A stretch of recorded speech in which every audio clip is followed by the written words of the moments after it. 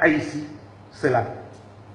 Non seulement ils ont les premiers posé les jalons de la condamnation de la traite négrière et l'ont combattu systématiquement dans leur pays jusqu'à son éradication, mais ils ont également été les premiers qui, l'arme à la main, se sont battus pour obtenir leur indépendance nationale.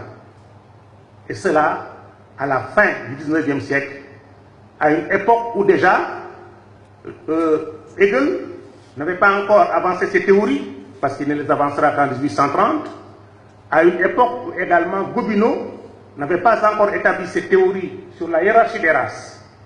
Par conséquent, Haïti anticipait sur le discours dont on se servira plus tard pour légitimer le système colonial, à savoir l'infériorité de population que l'on était censé aller dans le cadre de la mission civilisatrice pour leur apporter une civilisation qu'ils n'avaient pas. Haïti infirmait la nécessité de la colonisation, montrer que les Noirs étaient capables de pouvoir conduire leur pays dans la liberté et la dignité en rejetant l'esclavage et en rejetant la colonisation. On a cessé de punir Haïti pour cela depuis cette date. Et c'est la raison pour laquelle Haïti est un symbole de résistance. Un symbole de résistance culturelle, parce que c'est sur leur culture qu'ils se sont assis. Dans les pays, dans les villages haïtiens, la tradition leur enseigne que quand ils sont morts, leurs ancêtres, leur corps, leur âme est transmise par les ondes jusqu'en Afrique, qui est considérée comme leur père-mère. C'est l'ouverture qui est le modèle de la résistance, est aujourd'hui la figure emblématique la plus forte du monde noir.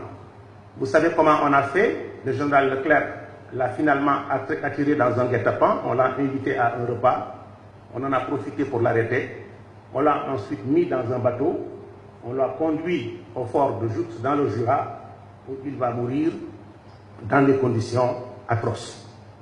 Mais ce qui est beaucoup plus important, c'est que ce combat que lui, il avait mené, avant de partir, il avait dit, vous avez en fin de compte, en m'arrêtant, déraciné l'arbre qui incarne la résistance haïtienne. Mais cet arbre a de nombreuses racines dans le sol haïtien. Et ces racines vont continuer de se développer parce que le mouvement que nous avons mis en œuvre ne s'arrêtera pas jusqu'à ce que l'homme noir puisse se libérer. Mais ce qui est beaucoup plus important, c'est que Haïti, puis ses successeurs, à savoir Christophe, Dessalines, Pétion, ne vont pas s'arrêter là. Après avoir proclamé en 1801 l'indépendance d'Haïti, le 1er janvier 1804, pardon, l'indépendance d'Haïti, ils vont donner les moyens nécessaires à San Martin, à Bolivar et à Miranda pour aller engager la lutte de libération nationale en Amérique latine. Cela, vous le verrez presque dans aucun livre, mais c'est la vérité. Ils les ont fait venir, ils les ont soutenus politiquement, diplomatiquement, financièrement, militairement, et leur ont dit d'aller engager le processus de libération de l'Amérique latine. C'est pour cela que Hugo Chavez considère Haïti comme le symbole de la résistance. Si Cuba vient d'accepter que son espace aérien soit ouvert, alors qu'il était fermé depuis 1961, pour que les avions américains y passent, et pourtant c'est la distance qui les sépare d'Haïti de 600 km pour y aller, c'est aussi par respect pour ce pays qui a été à la base de la gloire et de la dignité de l'homme noir. Si le président Thabo Mbeki a été participé au 200e anniversaire d'Haïti, c'est ce message-là qu'il a voulu porter. Ce n'était pas pour aller apporter un soutien au président Aristide, c'est parce qu'il savait qu'il y avait là un peuple qui s'était battu pour l'homme noir, qui s'était sacrifié pour l'homme noir, qui avait couru de risques pour l'homme noir, et qu'il fallait comme tel qu'il y ait un témoignage des hommes noirs montrant que le sacrifice qu'ils ont consenti, on ne l'a pas oublié. C'est la raison pour laquelle, quand hier, vous avez, dans des accents émouvants, évoqué l'histoire de ce peuple, qu'on a effectivement jeté sur des cailloux, qui avaient tellement transformé leur milieu de vie qu'au XVIIIe siècle, l'île de Saint-Domingue était appelée la perle des Antilles. C'était un pôle de richesse, l'un des pôles de richesse les plus importants.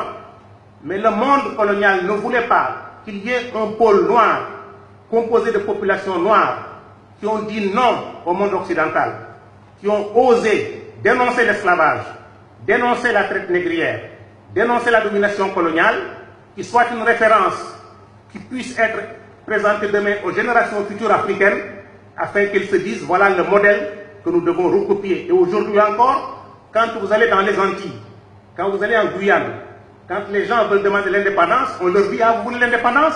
Eh bien, allez voir Haïti. Et vous saurez si vous avez intérêt à aller à l'indépendance. Par conséquent, en nous réunissant autour de cette question à l'initiative du président, nous posons un acte fondateur, un acte historique. C'est chaque Sénégalais, c'est chaque Sénégalaise, c'est chaque Africain, à quelques milliers qu'il appartienne, qui doit considérer que ce qui se passe en Haïti le concerne. C'est notre race qui est là-bas aujourd'hui exposée à la souffrance. Une race qui, par sa dignité, nous a montré le chemin de la libération de l'esclavage, le chemin de l'indépendance nationale et qui, aujourd'hui, représente par conséquent une référence sublimale dont nos enfants doivent être fiers. Par conséquent, ce que vous avez proposé en disant que vous souhaitiez que l'Afrique leur accorde la possibilité, s'ils le désirent, de venir y trouver un cadre de vie qui les accueillerait fraternellement parce qu'ils appartiennent à la terre africaine qui est aussi leur patrie, est une idée extrêmement forte. J'ose espérer qu'ils pourront en mesurer la portée et la signification. Même s'ils ne l'acceptaient pas, que cette voix se soit fait entendre et qu'un Africain qui incarne ce que vous incarnez, c'est-à-dire un leadership fort, puissant et éclairé, les dit, alors que vous êtes dans l'exercice du pouvoir, me semble être quelque chose de particulièrement significatif. Haïti a joué un rôle important